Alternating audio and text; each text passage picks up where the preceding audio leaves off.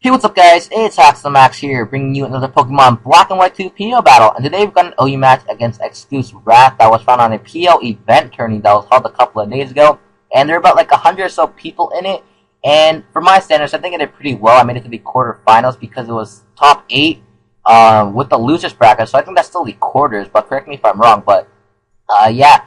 Got a lot of really great matches out of that tourney, so expect to see some of those. Hopefully I'll be able to upload all of them. And I did use this exact same sand team throughout the entire thing. I did use this last battle as well, so if you guys want to some sets and stuff about it, I'm not going to explain it in this battle, so just go check out my last video.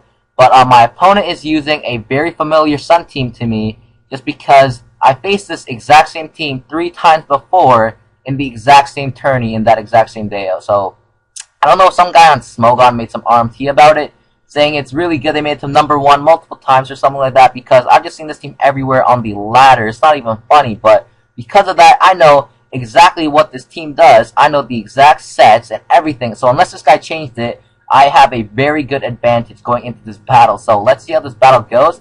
He's going to lead up with his Genesect, I'm going to lead up with my Rotom, and because I know it's Scarf, he's just going to go for the U-turn straight away. And I know because my Rotom is more of a bulky variant, I can take that. And he's going to be a pro right here, predicting my Will-O-Wisp, but I honestly thought he just predicted my Voltage or Hydro Pump with the Sun Up. He would probably take that, but he's actually going to go into his Venusaur, predicting the Volt Switch instead. But that's fine with me, because I can't go into my T-Tar now, get up the Sand so it gets rid of his Chlorophyll, and I really don't mind if he does put my T-Tar to sleep.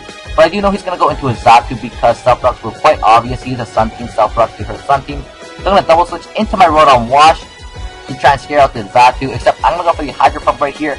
I knew it would have done massive damage to the Xatu anyway, and in case he wanted to send out his Trio or anything like that, I could have got a massive hit off, but he actually goes for the Thunder Wave, which is fine with me because I do have the Rest, which limits any status, but he actually sent out his Venusaur, and unfortunately for me, I thought because I'm more of a bulky variant, I could take a Giga Drain from this Venusaur, but it turns out he's max special attack with the Life Orb, which is easily going to take out my Rotom Wash at almost full health, so that kind of caught me off guard, but because of that, I do know this is on my Genesect, and I know he's going to fear the Scarf with either the Flamethrower or the Ice Beam, which is why I'm going to go for the U-turn, predicting his Ninetales to come in, which is great because now I have Switch Advantage, and I can go right out into my Landorus to scare him out with either the Earth Power or the Earthquake. I am special, so I'm actually going to go for the Substitute, predicting him to switch out into whatever. He actually goes to his Xatu, trying to avoid the ground type attack. But I'm gonna hopefully sub, and I can just take him out with the HP Ice because I do naturally outspeed Xatu, and that is a dead bird. But now he's gonna send out his Scarf Genesect, and he can just break my sub with the Ice Beam. But look how much this Earth Power does to this Genesect, man.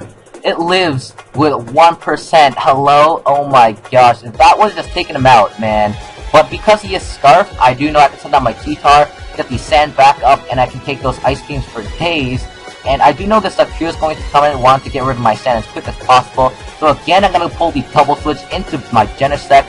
And because he probably thinks I am Scarfed at this point, he's going to go right for the Reversal. Except turns out I'm Expert Belt, so I can go second, get off the U-turn, bring him back to his Sash, and I can send out my real Scarfer in my Terrakion and take him out with the Close Combat. So Eval Genesect does trick people quite a lot because most of them are Scarfs. So that's going to take out the Trio. But in comes this Bikini, and I do know this is a banded Bikini, so my Terrakion cannot do anything to it. So I'm going into my Genesect. Genesect did do his job this battle, and it's a Sun team, so it won't be doing a whole lot of work after that. He's not going to leave this thing in as Death Fodder to that V-Create. That was just overpowered, man. A banded V-Create from a Bikini. Jeez, but I can't send out my Landers now, and knowing that he has no more Flying types left, there's no point in me going for the sub because I just want an extreme amount of damage on anything he wanted to bring in.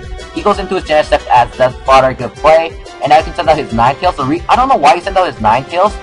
So, yeah, I was kind of paranoid about that. If it was some weird Scarf set or something, which is why I'm going to switch that into my T-Tar. Because Landorus is going to do a lot of work in this battle. But I can take that Flamethrower for days. And it turns out he's actually leftovers. So I had really nothing to fear. I don't know why he sent that in. But he's actually going for the Sunny Day.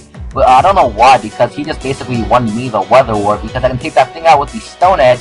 And once I switch out and switch back in, I have permanent Sand up. But I'm going to my Landorus now as Death Fodder, breaking the V-Create, but he actually goes for the Brick Break, which kind of surprised me. V-Create would have demolished anything on my team with the Sun Up, but I can go for the Earth Power right here, do a lot of damage to that Venusaur, and just switch right back out into my T-Tar. As you guys can just go for the Giga Drain. I guess he does not have Sleep Powder, but I do have permanent standout for the rest of the match, which is going to be awesome.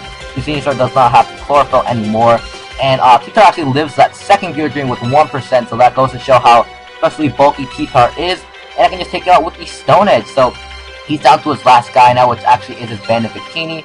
He's going to choose to lock himself into the Brick Break, and of course my Chocolate Berry activates with 1%, man. Come on, but now I can just out my Landorus, knowing I outspeeded by 1 base point, and I can just take him out with the Earth Power Crit. Obviously did not matter, and that's going to be a game. So good game, XclusWrath.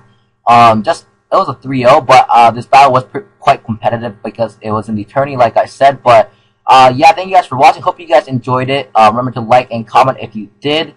And yeah, expect to see a lot more battles from this tourney. It was quite good, actually. There were a lot of people, there were a lot of skilled battlers and stuff. And yeah, thank you guys for watching, and I'll see you guys next time.